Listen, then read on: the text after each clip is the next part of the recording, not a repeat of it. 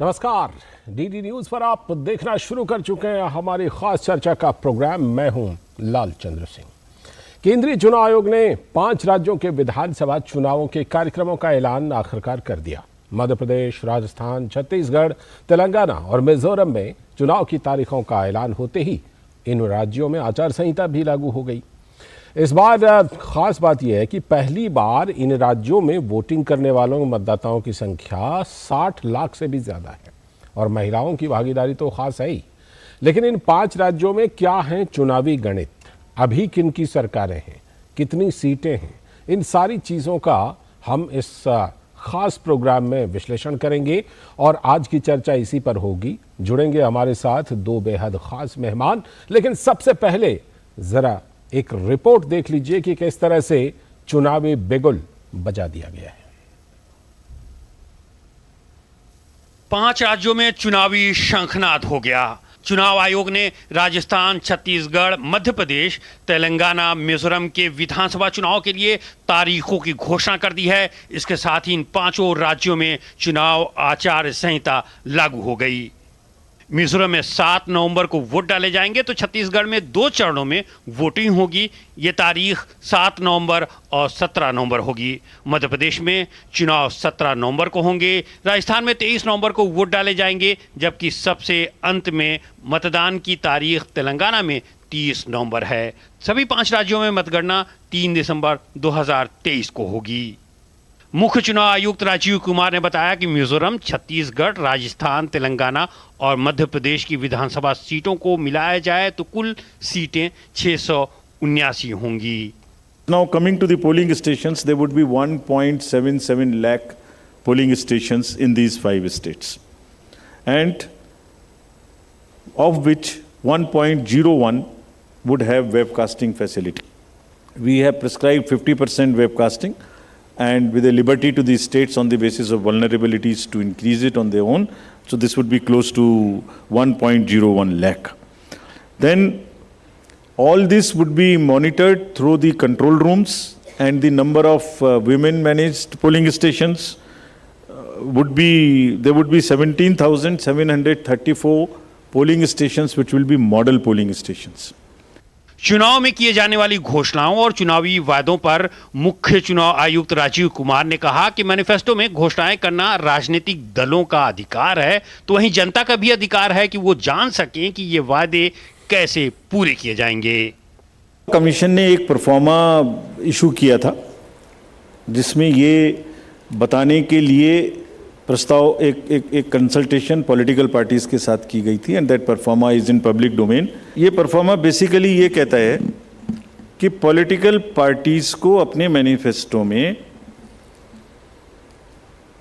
क्या करेंगे ये बताने का अधिकार है, लेकिन साथ ही साथ वोटर को ये जानने का अधिकार है कि ये कब करेंगे, कितना करेंगे और कैसे करेंगे। 5 राज्यों में जहां चुनाव होने हैं उनमें मध्य प्रदेश की 230, राजस्थान की 200, तेलंगाना की 119, छत्तीसगढ़ की 90 और मिजोरम की 40 विधानसभा सीटों पर चुनाव होंगे। आयोग ने इन चुनाव में अधिक से अधिक मतदाताओं को मतदान के लिए प्रेरित करने के तमाम उपाय किए हैं, जिनमें युवा, महिला, दिव्यांगजन मतदाताओं के लिए विशेष मतदान केंद्र बनाए जाएंगे। राज्यों में चुनावी ऐलान के साथ अब देश के बड़े हिस्से में चुनावी माहौल रहेगा। दिसंबर तक चलने वाले इस चुनावी माहौल में जनता ये देखेगी कि उसके मुद्दे क्या हैं और सियासी दल उनका समाधान कैसे करेंगे। चुनाव आयोग ने भी साफ कहा कि वायदे तो करना ज़रूरी है, लेकिन वायदों को बताना भी ज़रूरी है कि ये वायदे कैसे पूरे होंगे। आगामी समय में इन चुनावों के बाद जब लोकसभा चुनाव होंगे तब परिस्थिति पूरे देश में चुनावी होगी। कैमरामैन राहुल के साथ ऋषि कुमार, डीडी न्यूज़, दिल्ली।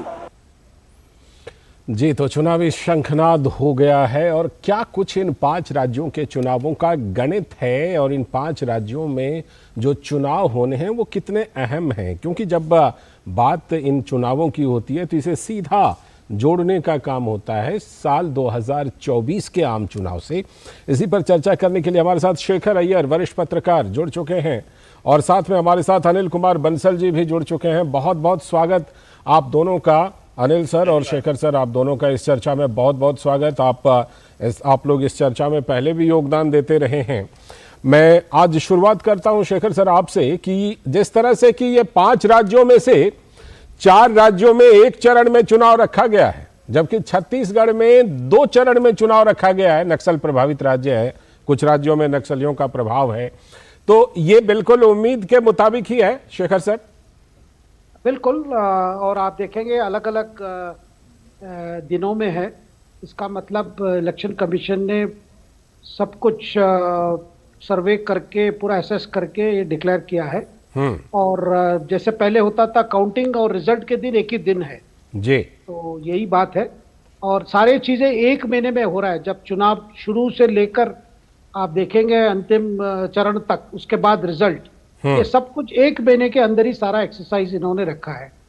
और आपने ये भी सुना होगा, आज चीफ इलेक्शन कमिश्नर कह रहे थे किस तरह और पारदर्शिता लाना चाह रहे हैं जी, किस तरह और फ्री एंड फेयर पोल हो और किस तरह वोटर्स का कैसे पार्टिसिपेशन और बढ़ाया जाए, कैसे उनको इंस्पायर किया जाए, कैसे उनकी सुविधाएं कैसे दिया जाए बूथ लेवल पे, ताकि बुजुर्ग हो कोई हो आए, और जो नए वोटर्स हैं उनके लिए भी एक प्रकार से एक जो विश्व में सबसे बड़ा जो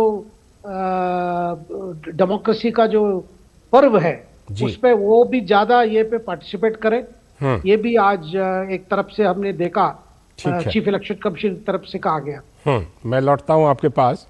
और अनिल सर, जो बात हो रही है कि ज्यादा से ज्यादा भागीदारी, तो एक बड़ी खास बात है कि इन 5 राज्यों में पहली बार 60 लाख से भी ज्यादा नए मतदाता होंगे।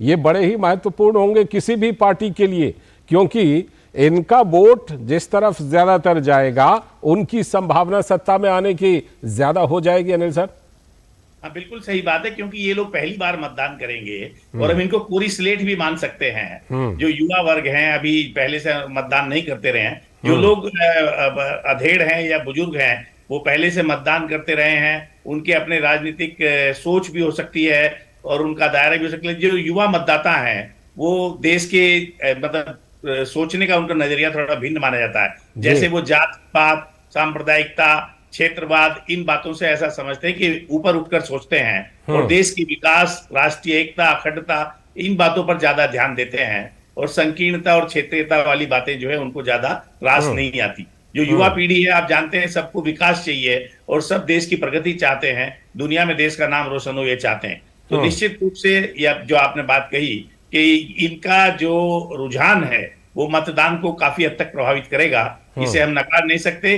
दूसरी बात है कि युवाओं में जब पहली बार मतदान करते हैं तो एक उत्साह भी होता है, क्योंकि उनको एक क्रेज है कि पहली बार मैं सरकार के निर्माण में, लोकतंत्र के पर्व में अपनी भूमिका अदा करूंगा। जो डालते रहे हैं पहले से मतदान, वो कई बार गोल हो जाते हैं, अरे छोड़ो क्या करना वोट डाल के। तो ये और बड़ी बात है कि युवा मतदाता उत्साह के साथ मतदान करते हैं, उन्हें एक रुचि होती है, उनके लिए पहला अनुभव होता है। और ये देश के और राष्ट्र के और राज्यों के जो सरकारें बनेंगी, जो वहां विकास करेंगी या जिन पर आशाएं और अपेक्षाएं लोगों की टिकी हैं, उस दिशा में एक तरह से इनकी भूमिका उसके निर्माण में अहम हो जाती है। बिल्कुल, ये अहम भूमिका होती है। और आगे क्या कुछ इन चुनावों में क्या कुछ छुपा हुआ है, क्या संकेत मिलेंगे इन चुनावों से, कितना इसको जोड़ सकते हैं साल 2024 के चुनाव से, इन सभी चीजों पर हम चर्चा करेंगे। फिलहाल वक्त है एक ब्रेक का।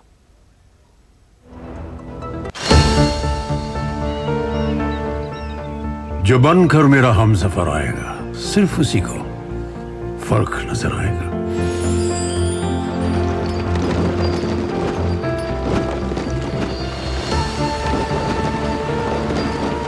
साल, बरस और सदी नहीं, एक युग गुजर जाएगा। उम्र न पूछो वंडर की, जब फर्क नजर आएगा। वंडर सीमेंट, फर्क नजर आएगा। मैं क्या जी, सब जानते हैं, जहां दिखे मारियो, अपना समझ के खा लियो।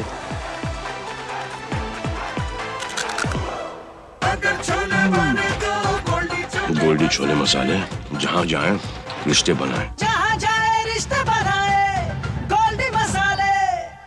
शेयर मार्केट में इन्वेस्ट करें, गारंटीड रिटर्न से लाखों कमाएं। ये लिमिटेड ऑफर सिर्फ आपके लिए। नागिन की आंख में कैमरा फिट होता है। तुम भी क्या बकवास में यकीन करती हो? आप भी तो वही कर रहे हो पापा। शेयर मार्केट में कोई गारंटेड रिटर्न्स का वादा नहीं कर सकता। ऐसा कोई मैसेज, मेल या ऐड दिखे तो समझिए गलत है। ऐसे स्कीम निवेशक के साथ धोखा है और कानूनन अपराध भी। कितनी बार तो समझाया आपको। समझकर इन्वेस्ट कर। जो बनकर मेरा हमसफर आएगा, सिर्फ उसी को फर्क नजर आएगा।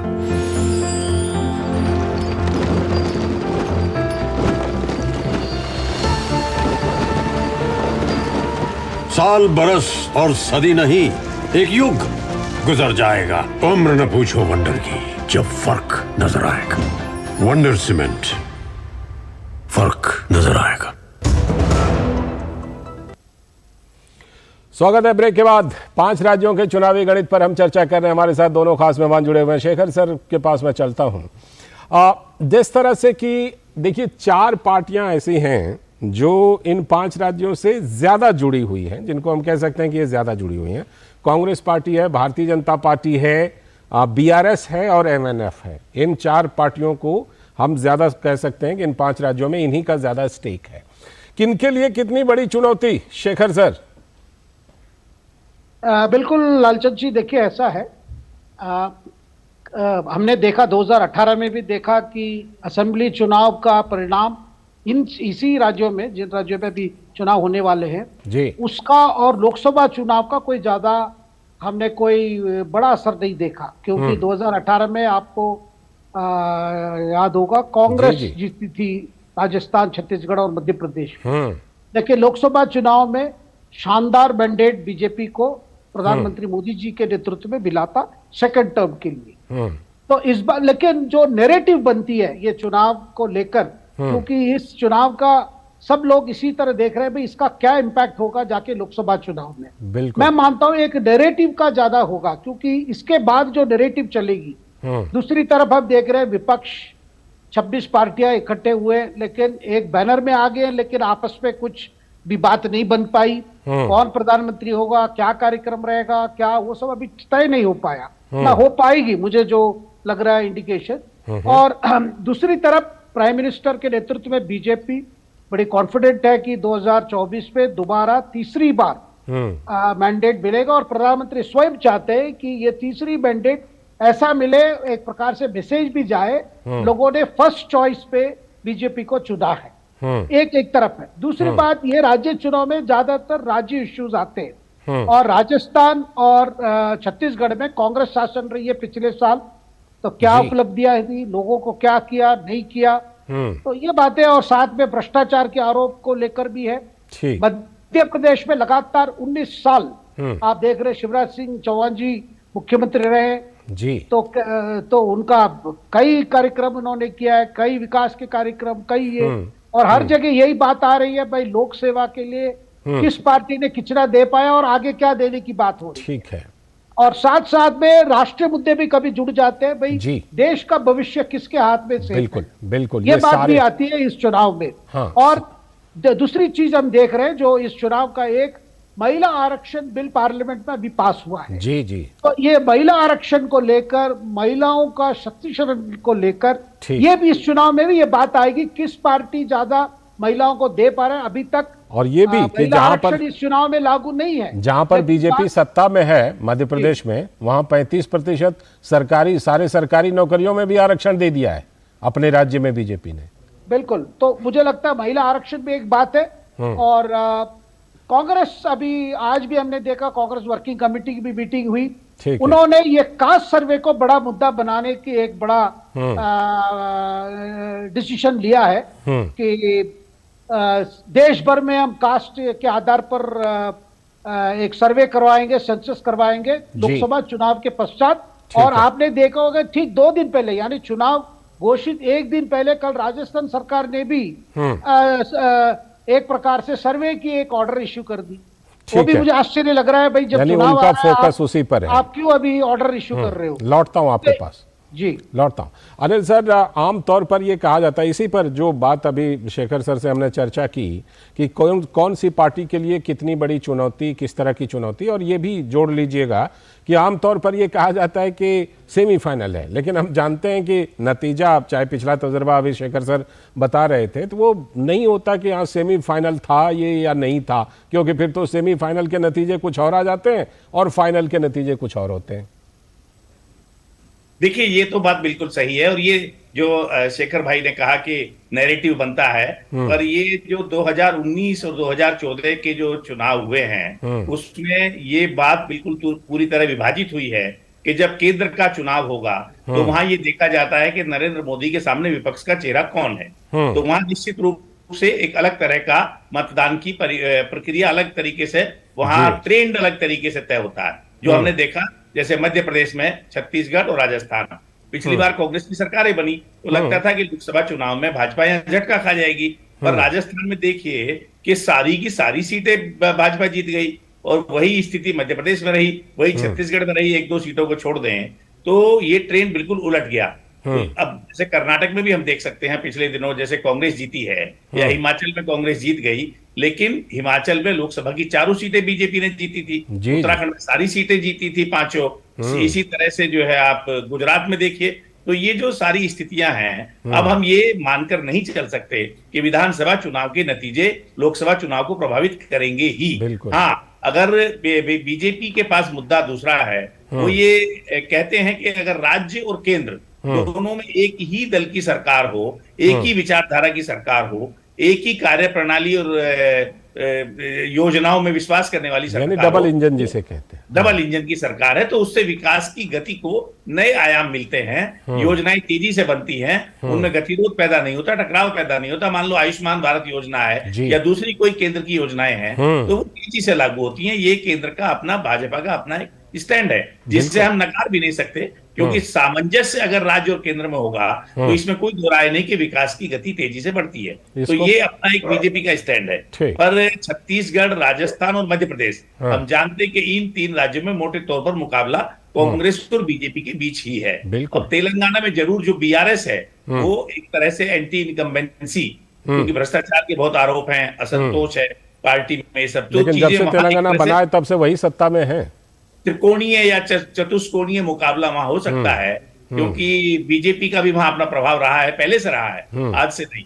दो कम से कम आंध्रा, तेलंगाना 2 ऐसे, और कर्नाटका ऐसे राज्य हैं जहां भाजपा पहले से प्रभावशाली रही है। तमिलनाडु और केरल को हम छोड़ सकते हैं, वहां प्रभाव अभी कम है, उतना नहीं है, हालांकि संघ ने वहां भी काफी कार्य किया है। तो मध्य प्रदेश, छत्तीसगढ़ और राजस्थान का एक ट्रेंड रहा है, अगर 20, 25, 30 सालों से देखें, एक बार भाजपा, एक बार कांग्रेस, एक बार भाजपा, एक बार कांग्रेस। तो जैसे पिछली बार कांग्रेसी मानकर चल रहे थे कि हम आ ही रहे हैं, कुछ उसी तरह का आत्मविश्वास भाजपा भी अगर रखे हुए है, तो मुझे लगता है वो रीत के खिलाफ नहीं है, क्योंकि वहां की रीत ही ऐसी रही है। और दूसरी बात, जो झगड़ा रहा है सचिन पायलट और अशोक गहलोत का गुटबाजी, भाजपा में एक पॉजिटिव एस्पेक्ट ये है, कहीं भी किसी भी राज्य में किसी का भी टिकट कटता है, किसी को भी दूसरा काम दिया जाता है, पर असंतोष सतह पर नजर नहीं आता। थोड़े बहुत मतभेद हो सकते हैं, लोग संतुष्ट हो जाते हैं, लेकिन कांग्रेस के भीतर असंतोष और गुटबाजी उसको कहीं ना कहीं प्रभावित करती है। ठीक है, लौटता हूं, इस चर्चा को जारी रखूंगा। वक्त है एक और छोटे से ब्रेक का।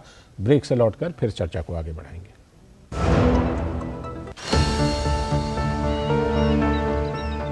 जो बनकर मेरा हमसफर आएगा, सिर्फ उसी को फर्क नजर आएगा।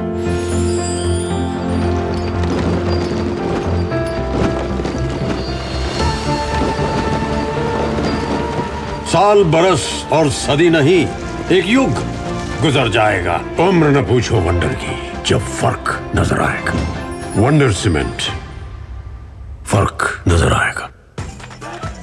मैं क्या जी, सब जानते हैं, जहां दिखे मारियो, अपना समझ के खा लियो।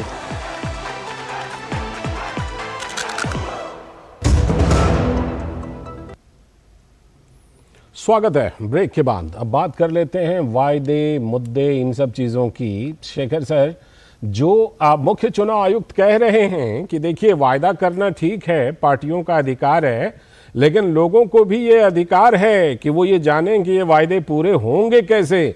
जब फ्रीबी पर अभी फिलहाल ये मुद्दा डिस्कशन में है, चल रही है, सुनवाई भी चल रही है सुप्रीम कोर्ट में, ऐसे में चुनाव आयुक्त क्या कहना चाह रहे थे, मुख्य चुनाव आयुक्त खासतौर पर इस वाक्य के जरिए? नहीं, देखिए, बीच पे कोशिश किए थे, इलेक्शन कमीशन ने सब पार्टीज को चिट्ठी लिखे थे और ये चिट्ठी लिखकर ये पूछा था कि आप जो वायदे आप कर रहे उसका वो कैसे आप पूर्ण करेंगे, उसके लिए धनराशि की कैसे जुटेंगे, उसके लिए क्या प्रावधान है, क्या प्रोविजंस है, क्या कैसे आपकी मतलब एक प्रकार से रोड मैप बताइए जी। क्योंकि जैसे आप डिक्लेयर करते हैं क्रिमिनल बैकग्राउंड कैंडिडेट्स का डिक्लेयर करना पड़ता है, हर पार्टी का अपना मैनिफेस्टो रिलीज करना पड़ता है, वैसे जो प्रोमिसेस आप कर रहे हैं वो कैसे आप पूर्ण करेंगे, क्योंकि आप वादे कर देंगे। देखिए, आज हमारे सामने स्थिति क्लियर है, कर्नाटका को ले लीजिए।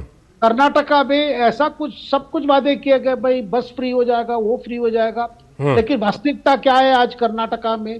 कर्नाटक की आर्थिक स्थिति बहुत खराब है। स्वयं मुख्यमंत्री बड़े कई मीटिंग्स पे कहते हैं कि हमें बहुत खर्चा कम करना है, ये करना है, हमारे पास ये नहीं है, विधायकों का फंड रोक दिया है। कर्नाटका के उप मुख्यमंत्री डीके शिवकुमार ने कह दिया भाई 1-2 साल के लिए तो हम कोई विकास के कार्यक्रम में नहीं ले पाएंगे, बिल्कुल, क्योंकि ये सब बांटना है, ये रेवड़ी जो बांटना है तो हमें नहीं कर।